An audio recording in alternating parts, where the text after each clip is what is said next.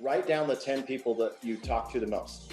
So I did. So this is a life lesson for anybody, okay, that's worried about anything. So write down the 10 people that you talk to the most. Go look at all the text message conversations you've had and see how many times they've asked to help you in your business building. There were 2 people, John Gafford and Brad Lee. That was it. So all my friends that I'd had for all these years prior that were in the industry that I've done stuff with, that I've helped with, and I've done all these other, I was helping them, still sending them deals and doing that kind of stuff. Now I had some close people, but I'm talking like my people that were going to take me that I thought to the next level. We always say there's that next level. It's not, man. It's just fix the level you're on and build it and keep building it and building it. And I just eliminated them that day. So I stopped talking to them cold turkey. And in 90 days, I increased my revenue by 33%. What I factored was the amount of time I was giving these people my attention. I put it back into myself as a personal and what I wanted to accomplish. And sure, then they started talking shit and they wanted to say stuff. And I just said, hey, bro, you got my address. Anytime you want to show up, we can have a conversation, But apparently you didn't want to have a conversation and support anything that I did. So there's a thing called pound sand.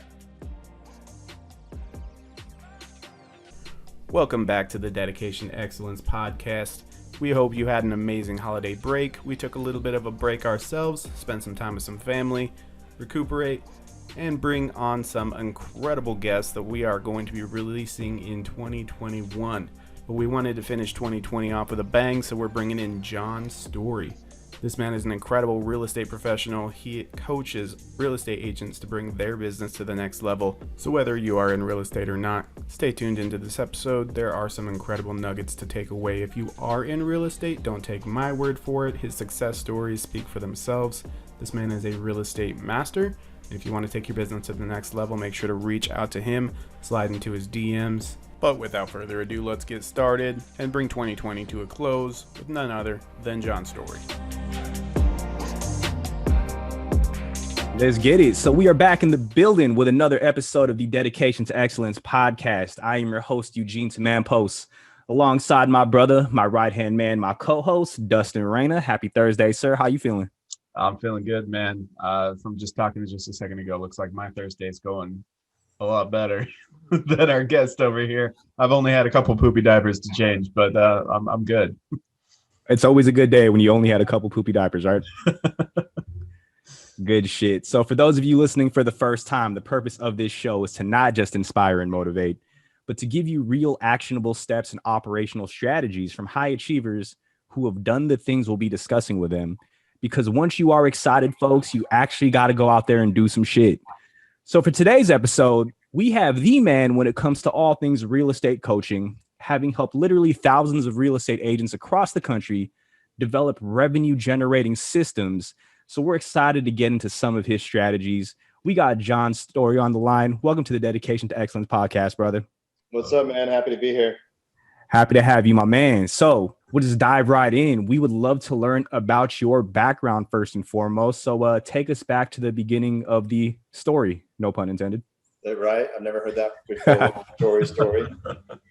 I mean, I don't know, man. I think everybody, when they look back at their life, and when I do coaching, I tell people to look back when they were kids and the shit that you wanted to do that were fun. And then as you got a little bit older and you drive through neighborhoods and you think, man, that'd be cool if that was my house one day. Or there's a car that drives by and you're like, man, that'd be awesome if that was my car, or these dream vacations. And I think people still fucking dream, man, versus just like getting to it and making it happen. So for me, my story really changed. Honestly, I've got a 10-year-old little girl, and I have a 3.5-year-old daughter as well, and a almost 2-year-old son. But my story really blossomed with my 10-year-old. I think as a parent, and any parent was this, so this is where I gravitated where it is. I think parents teach their kids wrong. Pardon my French, but I think most of you make them out to be pussies. Because they get participation trophies and whatever it is. And my daughter had no choice with a lot of the things that she was dealt. 5 weeks ago, her mother passed away, her biological mother. Hadn't seen her in 6+ years, but the last memory she had was that she drowned in a pool almost from being intoxicated, got arrested, and took her to a park. So I think if we all wake up with the mindset that we have opportunities every day to, better ourselves and achieve things that many people don't have opportunities for. That's what changed my life, is that I can't look at my kids in their face and tell them to go chase their dreams when someone's telling me how much I get paid when I show up to work, when I take lunch, and when I get off work. Okay. Those are called sheep. Mm-hmm. Now we need them, but if you know, there's a lot of people, and social media is funny to me because there's a lot of people that act like they're just it, you know. I mean, girls will put their ass out there in a thong and wonder why they can't get a man to date them, and some dudes put their abs or whatever they got out there and live in an apartment and wonder why a chick won't date him, because you ain't got a house, bro. You broke. And I think that's life, is that if we just heat check ourselves. But I got heat checked. I became a full-time single dad. Didn't post about the single mom problems like I did, and I know what I brought to the table. It was called food, you know, and I didn't eat alone because I had my kid. You know, these are the things that I think, you know, I'm a little older than you guys, that our society is going through right now, where everybody's trying to keep up with the Joneses or the Kardashians in a sense, you know. And I think if you just find your own space of where you want to be, and just take it back to when you were a kid and what you wanted to do in your dream, just follow that dream. You know, there's so many people trying to follow these big entrepreneurs of the world. And, you know, I'm not here to burst your bubble, but you probably aren't going to get there. So if you can find a place where you're happy, doesn't matter with what you do.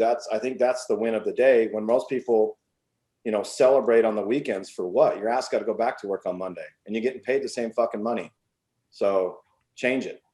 You know, I mean, that's kind of like how my story evolved. Now, did you always have this entrepreneurial mindset? Because I know personally growing up, I didn't really have that mindset. It took a unique set of circumstances occurring in my own life to kind of kick off my business journey and shift my paradigm.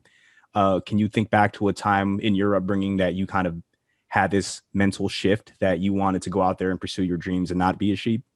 Yeah, you know what? It's funny. I opened my first business when I was 12. So I went around, and at the time we were getting our house built. So we lived in an apartment complex. So I went to the people that ran the apartment and asked if I could get a job mowing their lawns, taking care of the pool, even though they had somebody there. And then I lived in Utah at the time, so it would snow. So when it snowed, I just carried a shovel around, and I'd go knock on people's doors and tell them that I would shovel their driveway for $10 each time.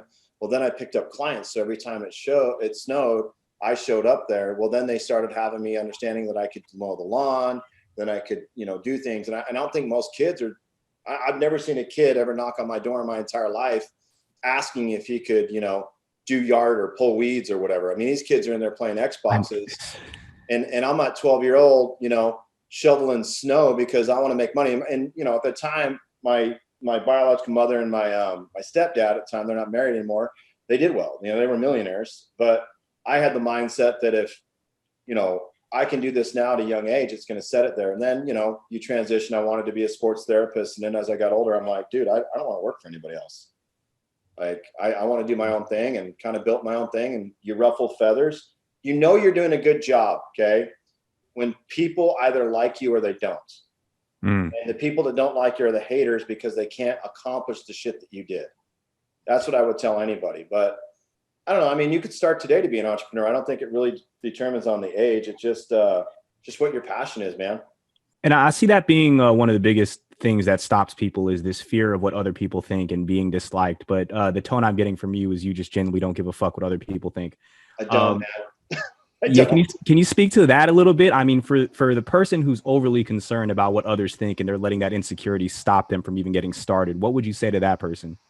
So I went through that, man. When I opened up my company, I had people that were a part of my life, and I thought that they were important, and that they were always there for me. And I went to lunch with my buddy John Gafford. He's a big entrepreneur out of Vegas. He's done a lot of stuff. Been on The Apprentice with Trump 2020, bitches. Hey. But that's what it is, right? And he sat down and he goes, man, how are you? And I said, I'm doing good. He goes, hey, you're going to go in different places, right? You're going to go in different avenues of life. He goes, write down the 10 people that you talk to the most. And so I did. So this is a life lesson for anybody, okay, that's worried about anything. So write down the 10 people that you talk to the most. Go look at all the text message conversations you've had and see how many times they've asked to help you in your business build it. Ooh. There were 2 people, John Gafford and Brad Lee. That was it. So all my friends that I'd had for all these years prior that were in the industry that I've done stuff with, that I've helped with, and I've done all these other, you know, I was helping them, still sending them deals and doing that kind of stuff. Now I had some close people, but I'm talking like my, people that were going to take me that I thought to the next level. We always say there's that next level. It's not, man. It's just fix the level you're on and build it and keep building it and building it. And, but I just eliminated them that day. So I stopped talking to them cold turkey. Wow. And in 90 days, I increased my revenue by 33%. Wow. Because what I factored was the amount of time I was giving these people my attention. I put it back into myself as a personal and what I wanted to accomplish. And sure, then they started talking shit and they wanted to say stuff. And I just said, hey, bro, you got my address. Anytime you want to show up, we can have a conversation, but apparently you didn't want to have a conversation and support anything that I did. So there's a thing called pound sand. And that's just kind of how life is. And I think a lot of people are too scared. And that's why I said you bring people up in a realm. And I literally, I installed that in my daughter. My daughter, she got a cell phone a couple of years ago. So she's 8. Kids are, you get your first phone, you think you're just cool as shit. And I did. And she installed into me, that, hey, it's okay, even at a certain age. So there would be, kids that are mean and that were her friends. And she said, hey, is my number in your phone? She goes, yeah, you can delete that. Wow. So I think the problem that we have in anything for anybody trying to achieve something, whether I do real estate coaching or anybody's trying to do, there's too many bullshit con artists out there that, flash this and flash that. Dude, I ain't trying to flash someone. I got basketball shorts on doing this podcast interview. I'm chilling like anybody else, but I dress like this no matter what. It's a dope shirt though, bro. I love the shirt. Thanks. I got nice cars, nice things, but that's not who I am. I'm a father, man. Like I do everything for my kids and I'm going to raise them to be a certain way. And a lot of people don't agree, but guess what? My kids are the ones that your kids are going to work for, Well, give us a few of those parenting philosophies, man. I feel like you're a badass father. So once again, my daughter heat checks me. I think in anything in life, we don't set out clear expectations. So I just did open my company, had a long day, right? You get going. When you first get up, you're up at 3 a.m. You're going all night because you're excited. You're trying to get everything rolling. And it probably was 6 o'clock. I rolled in the door and I told my daughter she needed to take the garbage out. Well, so I'm home and I go to throw something away and the garbage isn't still taken out. So, at that point, we get mad, right? We're like, dude, I told you to do this. And in our mindset, we're going, here we've been working all day, being up, and this spoiled kid is, hasn't taken the garbage out. She's got a cell phone. She's got all this stuff. She's got, and so I go, Macy, get down here. And we're having this conversation. And I talked to her and I'm like, dude, I literally told you to take the garbage out today. You know what her response was? What was that? Dad, today's not over. Ooh, okay. So that's how I raised my kid. She wasn't scared to tell me what's up. So I said, problem solved. You take the garbage out every morning by 7:30 a.m. or you don't have a cell phone. How does that work out? She says, done. So she wakes up every morning, does poop patrol, takes the garbage out, does the dishes, and waters our palm trees out in the front yard. Makes her own lunch, makes her own bed, has an alarm that sets it up, and she's a straight A student. And I never have to harp on her anything because we lay out clear expectations. And then another time, she promised me in 3rd grade that she was going to get straight A's because she wanted, I can't remember exactly what she wanted, but she wanted something. I said, dude, if you get straight A's, fine. So she goes through last quarter, she gets a B+. So there's all these parents around and she's like, Dad, look at all the awards that I got throughout the year. And I'm like, okay. She's like, what's wrong? I'm like, you made a promise to me, right? She goes, yeah, I told you I was going to get straight A's and that we were going to do this. And I said, okay, well, did you? She goes, well, no. Most kids are going to give you the assumption, right? Most people in life, dude, here's a life hack. It's yes, you did it or no, you didn't. She said, no.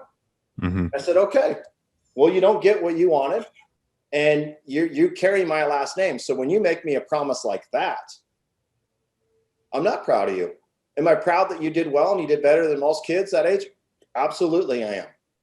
But you made me a promise and you bragged about it for all the year that you were going to do this and it didn't happen. These parents are looking at me like, dude, your kid just got all basically A's and 1 B+, and you're like trashing her. I didn't trash her. I taught her a life lesson because if you do a job and you do 90% of the job, do you expect to get 100% pay? But see, that's how people run life, right? I think personally, employers should give you, if you say, hey, I want a $3,000 or $4,000 a month salary, I'll give you $2,000 guaranteed, but your job performance will guarantee the other $2,000, not me. Mm-hmm. It's kind of like put your money where your mouth is. And so with her, dude, with all the stuff my kid's gone through, you know, she's so happy. Mm-hmm. So the next year, guess what she got? Pretty much all A pluses. Yeah. She blew it out of the water. I mean, and I didn't have to ask her. She didn't make a bet with me, but I think if we lay out a foundation and lay out clear expectations in anything we do, then I think anything's achievable. I mean, I can make way more money than I do now, but I want to just hang out with my kids and travel. And I play a lot of golf now, and, you know, I'm having fun. I don't think people have fun anymore. I tell my clients that all the time. You guys do not have fun. Let's talk about that, because that's in today's world where there's just a surplus of anxiety and mental distress and whatnot. I think people are forgetting to look at the bright side and have fun and maintain that positive perspective. How do you coach your clients through the tough times that they go through in real estate and just life in general? Yeah. So I'm very much about time, right? And there's many opportunities. So I would tell people, look, there's this 24, remember 24, there's 24 hours in a day. We all have the same 24 hours. So when you're looking at somebody else's life and you're like, oh man, that must be nice. Remember this, bitch, we got the same 24 hours. Okay. Mm-hmm. Then I tell people, if you take 17 is your next number. So what I'm going to do is I'm going to allow you to sleep 7 hours a day and give you 17 hours a day to live your life and build what you want. Now, I'll give you 8 hours for work. Now we got 9 hours left. I'll give you 3 hours to hang out with your family, because everybody always says, oh, I don't have time to hang out with my family. No, you got 3 hours a day. Mm-hmm. And I'm going to give you 3 hours to go stare at the paint and watch it fucking dry. And then I'm going to give you 3 hours to go do self-development for yourself. Go to the gym, go read a book, go on a hike by yourself. So you can't say you didn't have family time. I gave you 3 hours every day. Mm-hmm. See, what happens is people let obstacles stop them from doing something. I just told you all the stuff going on at my house. My phone's been blowing up, but I'm present. Why? Because I made a commitment to be with you guys, and I'm here. Where most people be like, oh shit, man, I got all this kind of stuff going on. You know, I can't, that means you just can't handle anything. Like I always wonder, like, how do you wipe your ass during the day, dude? If like these small things like are the catastrophic of your life, some days are easier than others, brother. Some days are interesting. That's why they invented bidets, man, apparently, because, you know, it's like, God. That's getting automated too. Yep. Yeah. And I just think that if people really understand there's so many opportunities out there, it's just your surrounding environment, who you hang out with, who you talk to. You eliminate that, you know, and honestly, like you said, I don't have really a give a fuck mentality. I don't really, if you don't like what I say, I don't care, because somebody else will, and it'll change their life. And that's what you're in this for. You guys started this podcast to help people. Exactly. Not to bring people down, but to give them a reality check of, dude, there's people out there that have been where you are. My first job, I made $8.50 an hour putting shingles on fucking roofs for 10 hours a day. And some of these people slide in my DMs wanting to be my assistant to start at like $25 an hour. I'm like, what the fuck can you do for $25 an hour? Mm-hmm. To start. The what? Get your foot in the door. Dude, it's like value. Yeah. Yeah, man. It's interesting, people's entitlement. Let's talk about entitlement in today's world, brother. Oof. Well, I mean, I think it comes back to foundations about how you've been raised. I mean, I had it good where I said my parents were millionaires, but my stepdad beat the shit out of me and my mom watched it. Mm-hmm. So, I mean, I got a story and I tell it, and I tell it more now because I think it's been helpful to people that have listened to me to realize, like, you may look like I was silver spoon to where I am, and it's not, dude. My mom literally watched him fucking put hands on me, beat the hell out of me a bunch of times, and did nothing. I don't talk to her anymore. You know, that never hit home until I was 30, because in our mindset, we don't know. And the moment my daughter was born, I'm not shitting you, within 30 seconds, it just hit me. It was like, wow, I would never let that happen. And that's how I got full custody of my daughter. You know, I mean, I'm going to practice what I'm preaching from a young age. It didn't matter what it is. Like, some people wouldn't have paid. It cost me about $20,000. And at that time, I wasn't making nearly the money that I did, but I just sold some shit, got rad, downgraded my car, and did what I had to do to fight for my kid. Some people won't even fight for themselves, but here's what I don't understand. People won't fight for themselves, but you'll go out there and fucking talk shit to somebody on the internet and comment on something. Mm-hmm. Back before we had social media, dude, we just walked into a bar, knocked you the fuck out, and bought you a beer after. and sat down and we shook hands and we were fine. All these internet warriors out there running their goddamn mouths need to shut up, because we didn't have that back in the day, dude. You just got punched in the fucking mouth and called it a day and moved on. I think more people need to get punched in the mouth. More people need to get punched in the fucking mouth. We got our soundbite for this episode. But dude, people don't realize it's like nowadays you touch somebody and they're like, oh, I'm going to sue you.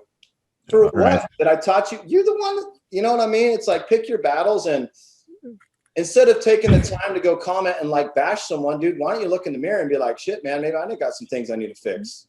Yeah, a little bit of personal responsibility. If you don't like it, go stand in your safe space. Yeah. I mean, a lot of people are safe on social media because it's like, well, you can't find me. Yes, I can. It's called tax records, and I'll look up where you live. Oh my God, I love it. I love the style, John.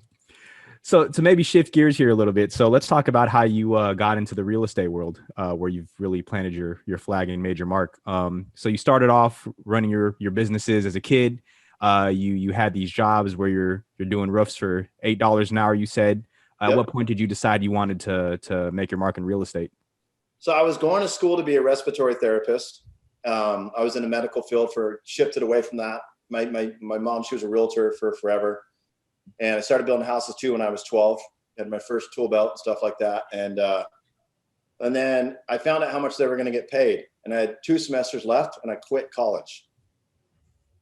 And I said, nope. And so I went in and I started in the title industry, and a really cool guy named Brad McCoy that owned a title company in Ogden, Utah, interviewed me. And this is how my interview went. He goes, you and Bill are buddies. I don't really believe in the marketing, but he knows you know a lot of people, and I think you'd be good at it. So here's how this works. You have 90 days to prove yourself. If you don't have a certain amount of deals coming in, just consider yourself on day 91, you're fired. And Expectations. I don't think a lot of people do that anymore. And I think it would probably, you'd find out who's the good ones and who's the bad ones, just like cutting their pay in half and earning the other half. So then I get into the industry, and I moved from Utah down to Arizona a little over 10 years ago when I had my daughter, and this is where I met her mother. And, I'm a title rep, and their title says business development manager. And I'm like, these fucking clowns don't know how to do shit. And I say it to the title reps. I tell people, dude, if you're so good, get on stage next to me, but none of them will. Mm-hmm. I'm still waiting. Like we can go rounds. I'll learn something probably, but I'll probably teach you some stuff as well, and that's what I think is wrong. So I studied before I opened up my own coaching company. I was a title rep, and then I got promoted to be basically like a coach for our title company that we worked at. And I built systems out, like how to do open houses, just listed, just sold. And the reason I did that is because my clients would go pay all these thousands of dollars to these coaches, and they all said the same shit. Mm-hmm. Go cold call people. Do you guys like people calling you on the phone all the time selling you shit? No. Go door knock. If you're eating with your family and somebody knocks on your door, what are you going to do? Slap them. Okay. Go talk to people, go buy leads. Dude, social media, if you build the right audience, you have thousands of leads. That's how we connected.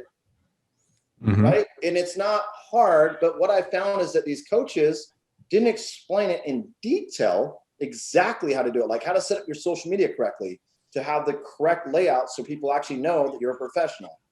Can you give us some of those best practices now while we're on the subject? Yeah, I think one of the biggest mistakes that people make on Facebook alone on that platform is that you have every job you've ever worked at, and then you don't have your phone number.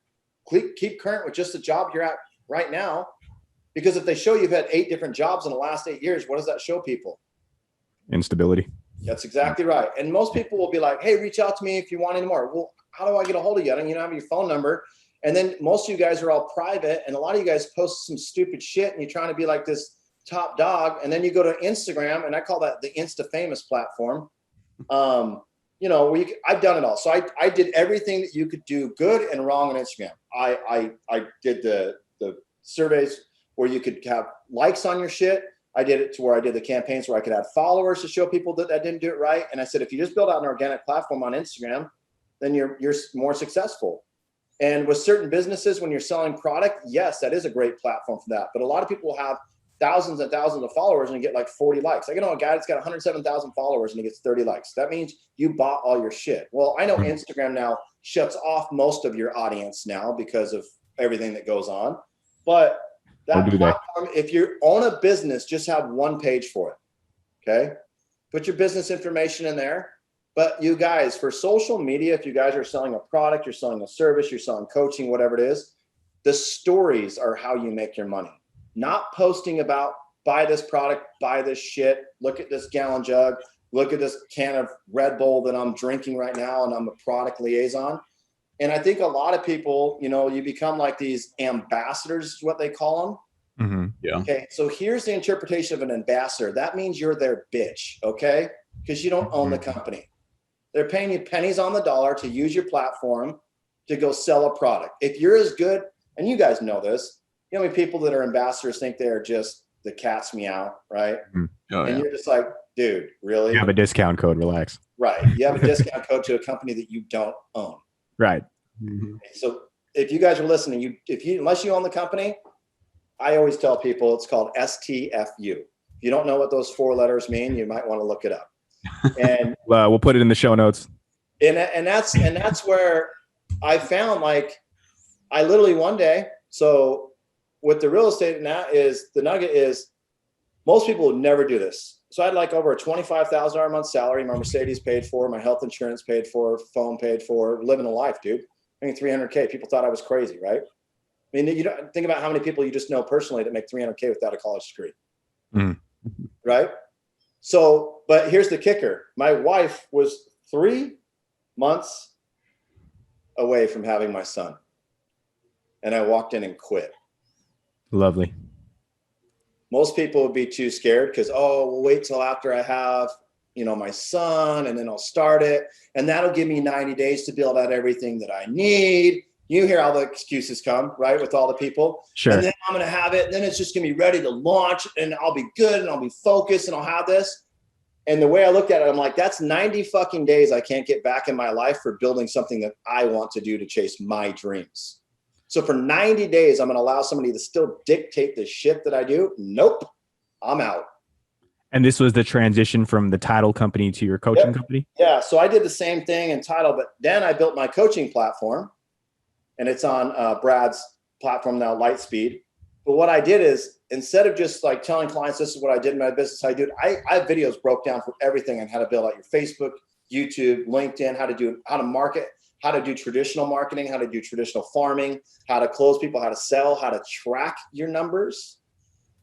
This is the key, guys. If you own a company, this is your moneymaker. Number 1, start tracking the time you wake up and the time you go to bed. Okay. Mm-hmm. The second thing is track what you do when you wake up in the morning, because if you're in the art of selling something, you have to create conversations, and most people create conversations when it's convenient for them. You need to think about the consumer. When are they going to work? When are they most likely on their phones? See, people make social media posts and do things like that when they're already at work. Well, you just miss an opportunity. And if you market correctly on social media, a lot of your content's free. So your ROI, not only on marketing budget, but time and efficiency goes down to where you're able to go do the things that you wanted to do in life, to have fun. I had an agent, and I told her, I said, dude, you can do $10 million in business this year. And she didn't believe me. She did, but she didn't. She wouldn't do it, right? So that was at the beginning of this fiscal year. We just had our breakdown now 12 months later almost. And I said, let's go over your numbers. So she breaks them down into quarters. I break my goals into daily, weekly, and monthly. So if you guys ever do that, daily, weekly, and monthly are really, really good for you. And I said, well, let's look at quarters. So the one quarter was her third quarter. She made $62,000, right? But she didn't make the most money she's made in real estate. And I said, you know why that happened? It's because she made a $500 bet with me that she would track her shit for 30 days. So $500 bet made her $62,000 because she knew exactly what to do every day. And she had to fill out the form every day. So what did that teach you to be? Accountable. Mm-hmm. So I have another client. I mean, she just posted, she went from doing 5 million. So 5 million typically is 3%. They're making around 100 something thousand, not 10 million in a year. Right. But she'll close this year 13.5 million. She's never even been close to sniffing that. So she's like, yeah, I'm almost going to make $400,000 this year. I went from not being in your coaching, making $120,000 to being in your coaching to increase my revenue by $200 and something thousand over a 2-year span. And all it was is tracking, consistent. I put the goal on them to wake up at 4:30 every day until you build out all your stuff, and then you can be on cruise control and get that. But those are, it doesn't matter how many podcasts or how many books people read. And this is what makes me laugh in life, where people are like, oh, I read 20 books this year. Well, Right. dude, you're still a fucking idiot. Okay. Right. Like, the book's not going to change your life. What you do with the knowledge you get from the book is what changes your life, not the stuff that you're spouting out on the quotes or anything. If any of those books resonate, they should tell you, get up earlier in the morning. Mhm. Get up before people are awake. And guess what? You'll be ahead of the Get more game. shit done before anybody wakes up. Exactly. You're more efficient. Is that what you would say in your experience has been what separates the good from the great? Because I know a lot of people in real estate, but I also know the majority of realtors don't really do shit. Is it really that simple? Just accountability and execution? Yeah, man. I would say anybody lacks two things. Number one is just consistency, and number two is knowledge. That's it. I mean, a lot of people, it's funny because people have told me, oh, you're egotistical. Dude, do you even know what egotistical means? Okay. No, I'm a confident motherfucker. There's a difference. Okay. Ego. Thank you, everybody who says that to me. Yeah. Ego means that my ego is feeding. No, ego is the fear of rejection. Dude, I would love somebody to teach me something new every day. That's why I listen to people that are better than me every day. Why? Because I'm going to learn something new. But if my ego was so big, I wouldn't do that. If my ego was so big, I wouldn't, want to help people that reach out like you guys did to do this kind of stuff, because you're doing a service for a community that no one else wanted to do. They just talk about it, I mean, I stay in my own lane. People are like, dude, are you going to ever do a podcast? Yeah, maybe one day. But I kind of like being on other people's podcasts, because the more I'm on, guess what? I'll be everywhere. Exactly. So it's like having my own podcast, and they'll remember me. But at the end of the day, man, it's those two things. It's kind of like weight loss, right? So we're going to come up on a new year. The goal for everybody is what? I'm going to get my ass in shape. No, Six-pack. stop lying to yourself. Right. Don't. Oh man, shit ain't happening. No. I don't understand. Like, I would never set a goal to look a certain way. I'd be like, bro, my bank account sucked in that last year. I'm going to beat that shit up. Because I've done bodybuilding shows. The only thing that taught me was to be a little bit more strict on stuff and timing on different, but to where I needed my body in a line for a certain, I monitor myself on a certain body percentage fat, because I need the energies from the fats to keep my levels going to where I'm always in it with what I'm doing, where a lot of people are fatigued because they want to have a certain body or they want to have a certain mindset. And, that's great, but most of them are broke as fuck. Yeah. Okay.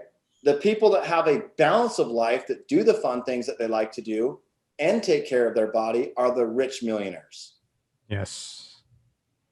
So people need to learn really, and you know what the factor is on how people really figure out, like, who's determining how you are what you are? People, social media, dude.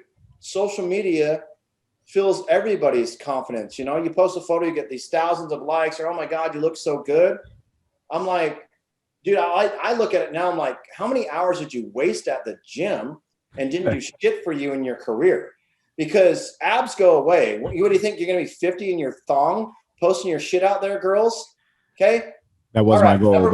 Number one, as a father, I'd like, dude, you need to have a chat, right? Right. And then, what's great is you got the OnlyFans, right? Right. So for $7.99, I can see your ass and your tits. So you just told me you're worth $7.99. I mean, I charge a little bit more than that, but I get your point. So you're the price of a Happy Meal. Like, you just said my business is worth $7.99. My buns and McDonald's buns are worth the same. Yep. Yeah. It's, I don't know, man. I think a lot of people have been beat down so much in their life, and they don't get out of that rut that they can't find their self-worth, and they find it through getting the glorifications of trying to look a certain way and feel a certain way. And hopefully this podcast reached people to be like, dude, go to your phone, find the people that actually care about you, and just talk to them for the next year, and stop talking to everybody. Stop going to the happy hours and trying to do bottle services when you just paid your fucking rent on that and you can't do it. And if I can dive into that point you just mentioned there about self-worth, and I feel like self-image and self-worth is a big indicator of one's performance in life. You tend to perform to the degree in which you see yourself at. So I can imagine as a coach, you're doing a lot to help others overcome that limited self-image. What are some of your tactics there in helping people address who they are as a person and building that character up within themselves? So I go back to when you were young and the things that you like to do. So what I do is I create 4 categories. What are your hobbies? What are your habits? What are your interests? And what are your activities? And take out a sheet of paper for each one and write it all down. And what you're going to do is, how can I have fun doing these, but also become a millionaire or make 200K a year or even 100K a year? How do I do that? Right.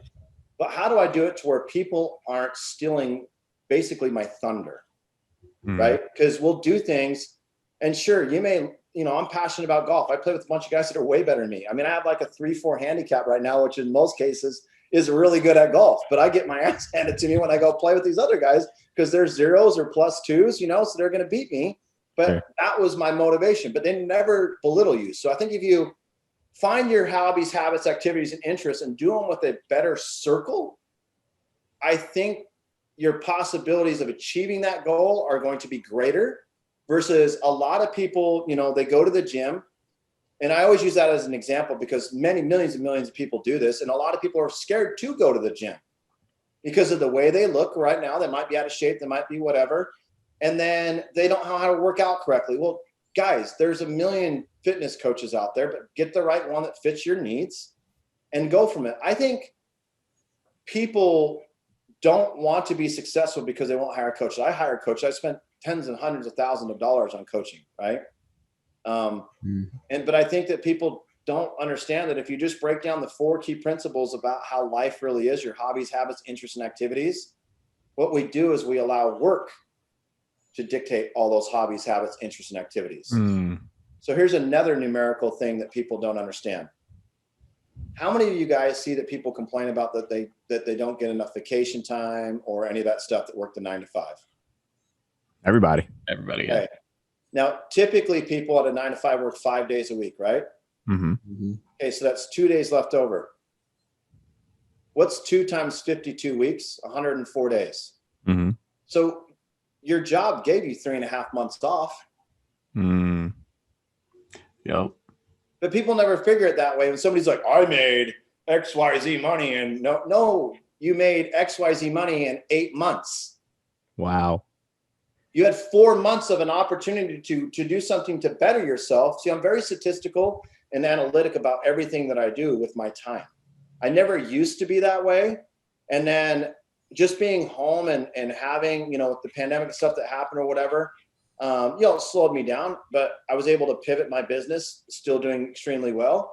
But dude, I've been hanging out with my kids. We went on a bunch of trips. I was just playing blocks with my son in his room. He likes to take naps with me. My daughter, we go for little drives together. I've been dropping my other daughter off at school. She's in competitive dance. I pick her up. There's so many things. My wife wanted to do date night all the time. We've taken trips, but this was the best advice. Work will always be there.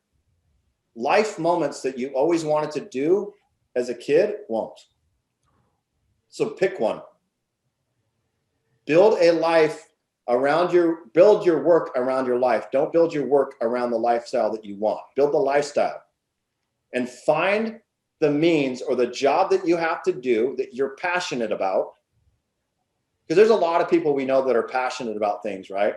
Like there could be people that are passionate about building cat houses, right? For Fluffy, but they won't do it because they're like, there's not enough money in it. Well, how do you know? What if you create some patent and all of a sudden now, the Amazon and PetSmart or whatever buys it from you and you just become a self-made millionaire from there. Right. That rock. This comes back to the whole, like, oh man, I can't wake up at 4:30 in the morning, right? How many people will say that to you, right? Go do a test. Go ask your friends. Hey, I want you to wake up at 4:30 in the morning for the next 90 days. What's their response? They'd rather die. Hell nah. Yeah, but here's what I asked them. I said, well, have you ever done that? And they're like, well, no. Then how the fuck do you know that you're not going to like it? Yeah. Because most people that wake up that early love it because they're doing so much more by the time people are actually getting to their day. Guys, I'm hitting the golf course. Yep. And I'm already done with work. And then I have from 10 until all that night, to do whatever I want because it's called freedom. Love it. It's the people that go towards pain or the people that run away from pain. It's kind of the same thing. I just started doing ice baths. Bring that up to 10 people. 9 out of 10, they're like, never. It's because they can't go towards the pain. They can't go towards the uncomfortable area. Well, Sacrifice. because they don't have the intangibles, and that's why they work for someone. I mean, with everything that's gone on in the world and everything going, I mean, I started breaking it down. I'm very like this. And I started, when people would comment, people would say something, 95 to 98% of everybody that had a comment to me is told when they show up to work, when they take a lunch, when they get a shit, how much money they're going to make. So that money determines, guess what? The kind of dinners you can go to, the car you're going to drive, the house you get to live in. But you're going to give me an opinion? Exactly. Yep. And if you buy someone's opinion, you buy their lifestyle. Every day of being an entrepreneur and owning your own business, you have an opportunity to give yourself a raise. Oh, perspective. Yep. At a job, you get quarterly reviews and yearly reviews, and congratulations on your fucking quarter raise. Mm-hmm. That's what I would tell people. And that's fine. If that's the life that you want to do, by all means. But then stay out of people's DMs and stay out of people's slides, and don't ever give anyone an opinion in your life again. Even if they ask you if this dress looks nice. You know why? Because you're a sheep. Hey, John, so what's your opinion on the lockdown here? Oh, the lockdown, bro. Just, I mean, it's people don't read, and it's more than just, this COVID. I mean, it's interesting to me, we've had HIV for forever. We've had cancer forever. Haven't found anything to really cure it that fast, but apparently in 10 months we have a cure. Oh yeah, the flu disappeared. And you have a 99.999% survival rate. And guess what? Here's the kicker. The only people that are really dying from this are fat and overweight people, are diabetic, or have a medical condition or something. Dude, my dad's 72 years old. And he has a heart condition and stuff. He has to take pills for it. But he's out there living his life. He's like, dude, if this takes me out, it takes me out. I've been through so much. And he goes, but people are sheep. This just shows you how stupid people are. You can wear a mask. You got to wear a mask into a restaurant. But when you sit down, you can't get COVID. Because COVID's 6 feet tall. So once you're under 6 feet, it only comes out at 10 p.m. also. Yeah. And I mean, you got to look at the people that are getting control. I mean, they're getting busted here a little bit. There's some things that are going to come out that people don't read that I do. Do you see that? It's just, look, everybody's has their opinion. And is it serious? Absolutely. Yeah. Can you kid? Yep. It's just like the flu, just like influenza, respiratory infections, any of that. But it's interesting that this year we actually have a lower death rate than anywhere. And statistically, our death rate's going down. Yeah. That was the statistic I was waiting to see. This is why I'm very analytical, and I talk a lot about numbers, about how I do things. A lot of entrepreneurs, when they go to do things or whatever, they don't really research time. Mm-hmm. The more time you have, the more money you can make. And it's just like anything else. Like where you say, well, what about the lockdown? Well, I mean, I just fly somewhere where I can go hang out. The only places that are locked down are where it'll all come out in the end of why they were locked down in certain areas. I mean, there's some of these little celebrities are in trouble. So, maybe you shouldn't touch fucking kids and then you'll be all right. I mean, that's just kind of how that goes. But, preach, brother. But I mean, that's just life. Here's the way I look at it. You got 2 presidential candidates, but out of 330 million people, those are the 2 people we get to pick from. Yeah. One guy can't complete a sentence and the other guy fucking says whatever he wants. Yep. You know what I'm saying? Which, congrats for him. But there's a reason that he's there. And I don't know. I mean, people just don't do their research. They pick their, most people went away from, let's say, Trump to vote for a guy that can't even remember where the fuck he's at campaigning. And the reason it is just because they don't like him. Right. Why? Okay. Here's one thing that y'all should think about, especially if you're in the military or you have family in the military. We've had no wars since he's been president. It's the first time since Jimmy Carter. Do your fucking research, people. Yeah. If we're so patriotic and we're Americans and we love our soldiers, the dude had more peace treaties signed and we had no wars. Our economy was the best that it was. Minority hiring rate was higher than it ever had been. Why? Because he did what he said he was going to do. Sure, what they complain about is saying, hey, this guy didn't get something passed. Right, because the Senate has to prove it. And then here's the other thing. So we bail out the banks, we bail out the airlines, and we bail out like these big businesses, right? When the market crashed.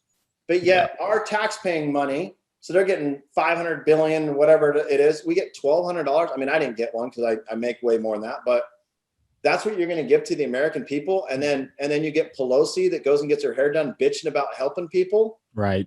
Mm-hmm. I mean, people need to wake up a little bit, I mean, I'm not perfect by any means of what I do, but I think in real reality, we just don't take time to do research. Yeah. And I mean, I'm far from a right-wing conspiracy theorist here, but I mean, even me looking at just the data points, I'm like, how are the same people who hate billionaires okay with decimating the middle class and small business owners? And how does that reconcile? It come on. I mean, you're sitting right in the heart of Pelosi district. You're in San Francisco. I'm in downtown San Francisco and the streets are empty and everything is locked down and it's stupid. It's so stupid. Well, it's sad because there were people that chased their dreams. Yes. And here's the dumbest thing that I've seen is the governors that shut down these cities and did this kind of stuff literally went on their social media and be like, today's small business support day. And we're like, hey, you shut them down. Did you really just post that, Governor Newsom from California? Did you really just post that? Go support small businesses? You just shut them down, you retard. While you were at dinner. Without your mask on. Inside. But I think that's where people, where I talk about their sheep and they give opinions. And I'm not perfect. And maybe people don't like the way I say things or the way I do things. But you know what? Here's the difference between me and the people that think that. I'm living my life the way that I want to. Exactly. And that's why you're pissed. It's crazy, though, what is even deemed controversial. Like I posted on my Facebook what I thought was a very just mild, everyone can agree to this comment. And it was basically, hey, we should at least be having a conversation about the mental health implications of this lockdown. And boy, did I get attacked. I'm like, when did talking about mental health become a negative thing? It's just crazy, man. You can't bring it up. That's just people, man. I mean, more people, domestic violence has gone up. Dude, we have on average 800,000 kids that go missing a year. And how come that's never talked about? Right. Sex trafficking with all this kind of stuff. Those are as me being a father, like, the number one reason I would never vote for a Biden is because, dude, he fucking touches kids and he smells them and he's very inappropriate. Like, you touch my kid, bro, you're about to get your ass knocked out. Okay. Mm-hmm. And that was the number one reason. Not that he couldn't complete a sentence and couldn't remember where he was at. It's just, and then he was, they want to say like Trump's a racist, but dude, do they not look at the news articles that the guy published way back in the day, how he wanted, like, he didn't want black people around him or any of this kind of stuff. And I'm like, dude, that's not right.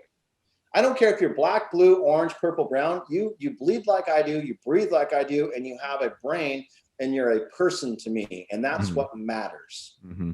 So I think a lot of people don't realize that if you're short, tall, fat, skinny, whatever, you're still a person and you matter. Mm-hmm. But what you're allowing is you're not allowing yourself to matter. You're allowing everyone else to dictate on what you feel in your self-worth versus how you can become self-made, right?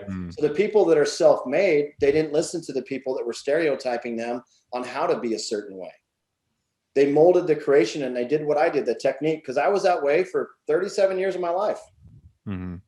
So do I practice? Yeah, dude, but it took me a minute. So it might take you guys a minute, but hopefully this changes it. But I literally wrote it down on a piece of paper and the next morning I stopped talking to people. It was that impactful of realizing how many people will use you versus trying to better you and to be like, it's like when you get ready to move, right? And you have all these friends you hang out with, but the moment you move, guess where your friends are? Washing their hair and they're bald. I mean, that's where they're at. And I just think if people want to chase their dreams and do the things, especially whether we're pandemic, COVID or whatever, I think people didn't really pivot. What they did is they read what they wanted to. And I never said anything until I read both sides and how things really worked and what states were doing what. And now I got my opinions. Why? Because I did my facts. I did my research. You know, we had a survival rate, and masks coming from doing respiratory stuff, the ones that people are wearing are actually more contagious for you. Because the germs that stay in it, there's no ventilation. You know, you got doctors that are preaching certain things, but they're, you know, I just think there's so much information going around in the world right now with anything that you do. Is just, dude, write down on a piece of paper what you want and just stick to that course. 1,000%. I love it. I did want to kind of shift gears a little bit too, because you have been a successful coach.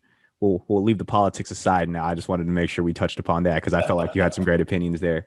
So what is your advice to anybody looking to transition into coaching from their industry, whether it be real estate or a different industry? Because you did it successfully. I know a lot of people would want to do that too, especially in today's world where a lot of people are making the shift to digital. What is your advice to those people?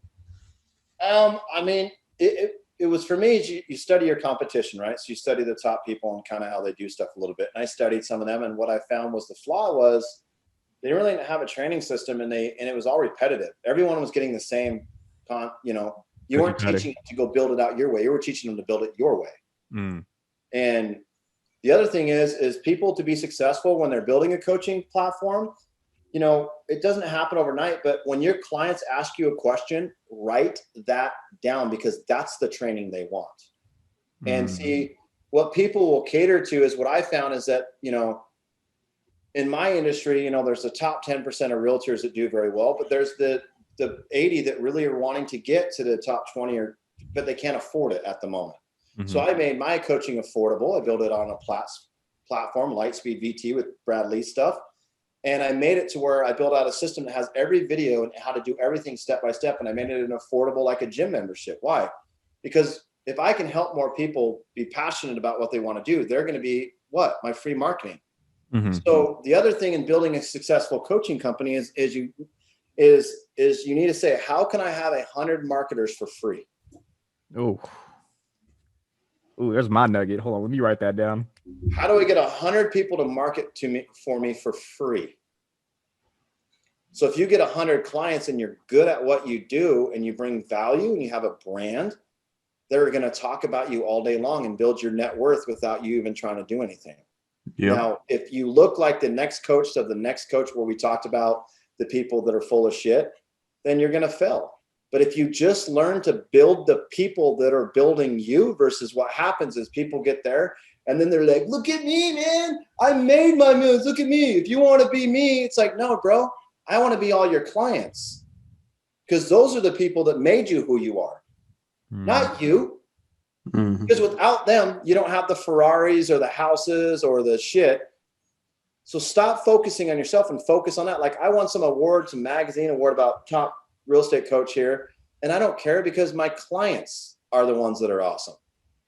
My clients are the ones that keep my lights on at my house.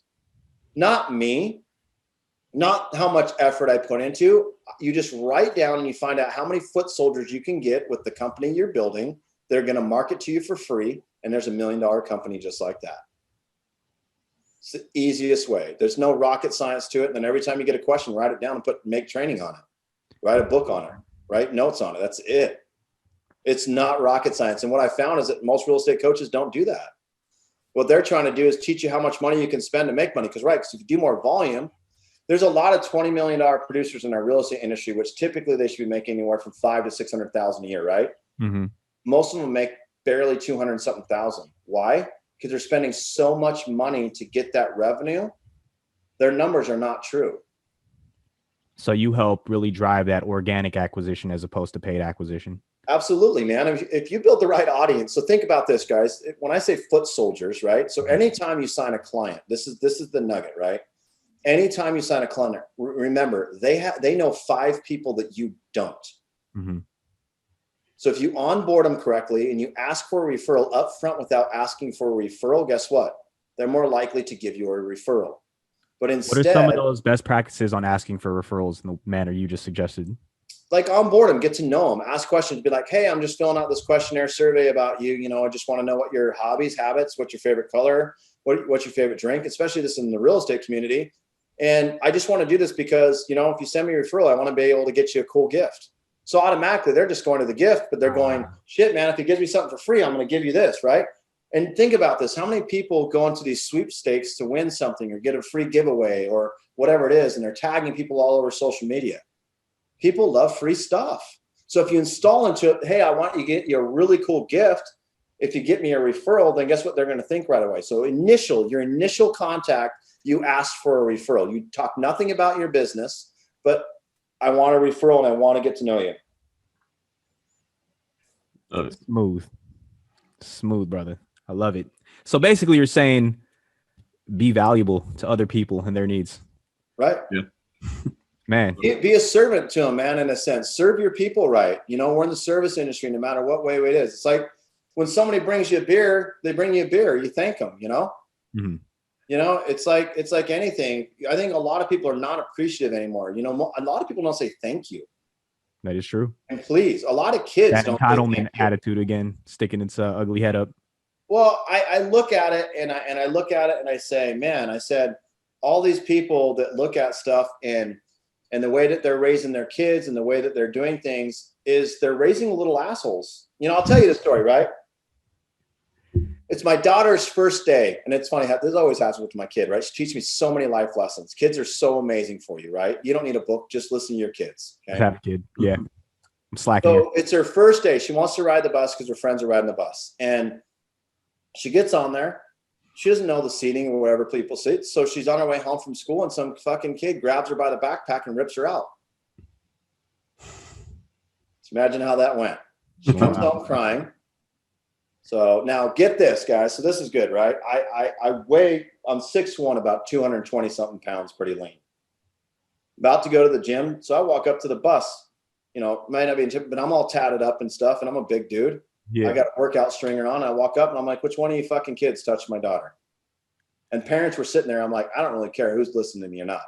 Which one of you touched my kid? And her little friend runs up to her brother. She's like, that's Macy's dad. That's Macy's dad. And they're like, well, we're not going to say anything. I'm like, you realize I can hear you, right? So here's what's going to happen. I'm literally getting in my car after this and I'm going to the school. And I'll pull all you little bastards in there. You don't touch women, number one. So number two, who was it? And then they literally are like walking up and the kid walks up. He's like, I didn't touch you. My daughter's like, yeah, she is. I'm like, oh, so my daughter just makes up stories? So here's what I told him. I said, obviously your dad hasn't taught you some manners. I said, so I live in that house right down here. When you get home, you go tell your daddy to come over to my house and we'll have a little chat. His dad never showed up. Of course. My daughter turned around when she was getting on the bus and looked at him. She said, told you, don't touch me. Hell yeah. It's been every kid on the bus, every kid at school is the nicest person to my daughter. Why? Because our family doesn't put up with shit. And we did it in a nice way where we just said, look, this is where it is. It's how it goes. The kid got suspended. You know, I wanted the cops to come arrest him and put him in the back of a cop car. So he understood that, you know, when you're older and you do this to a woman, your ass goes to jail. You got to nip that in the bud. bud. Domestic violence. So what you're doing is you're teaching your kid at a young age that it's okay to do that. That's what's wrong with our society is that young people today feel that just because you look a certain way and feel in a certain way, your entitlement. Go earn it. You know, I mean, that's, if I could say anything, if you understand anything and you understand stop being entitled to everything and sky's the limit. Fuck yeah. Love it, man.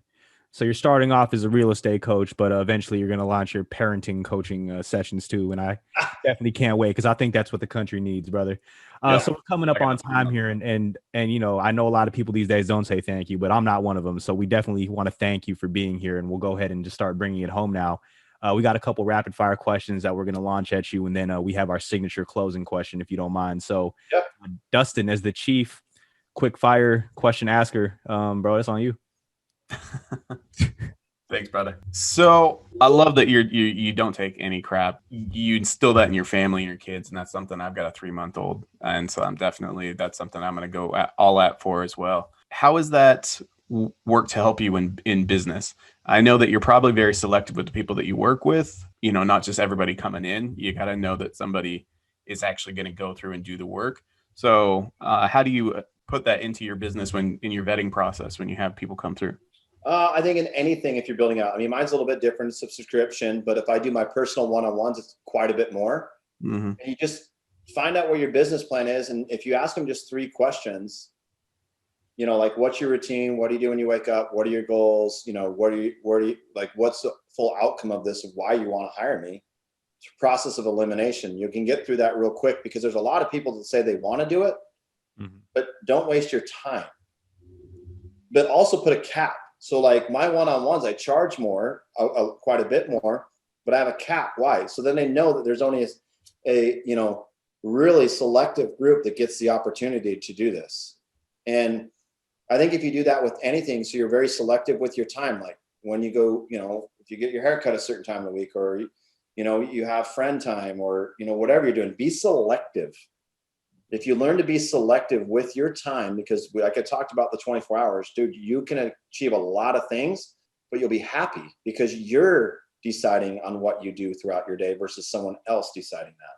So have you found yourself, quote unquote, firing clients of yours as well, because you kind of see them as taking some of that time? I mean, I've seen that myself with clients where they're just way too much work. They're entitled business owners.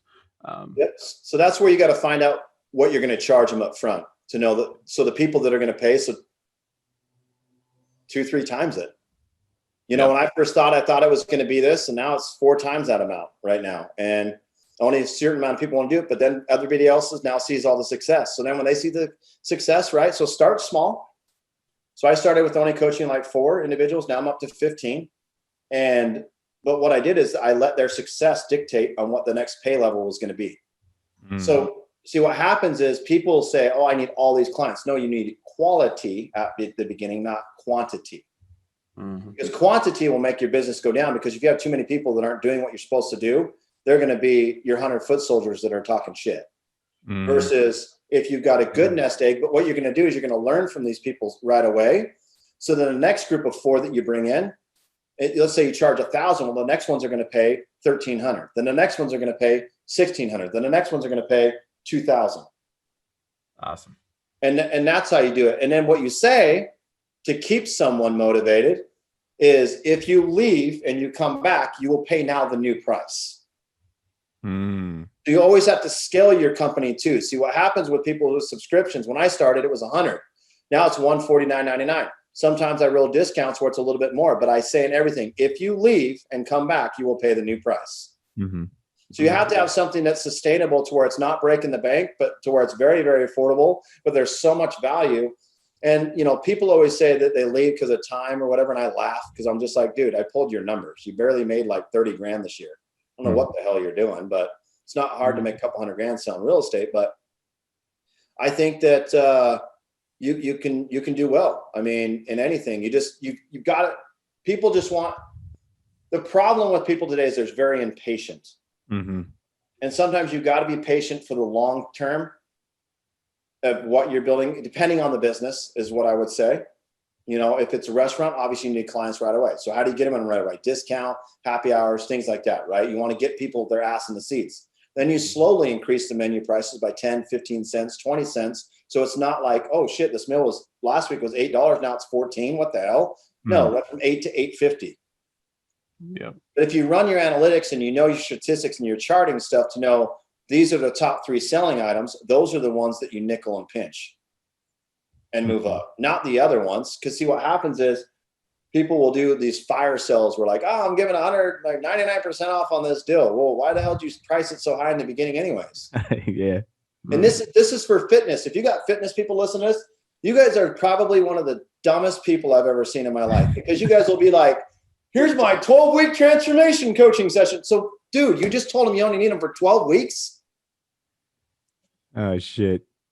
That's Yep. hilarious. You literally self-sabotage your business. That's why you're constantly trying to have to add people. Instead, you should be like, dude, I have clients that have been in here 3 years and they're still going. Okay. I do lifestyle coaching. I'm not doing like show prep or whatever. Cause then I think, how many of you guys seen where they got the 6 to 8 week transformations?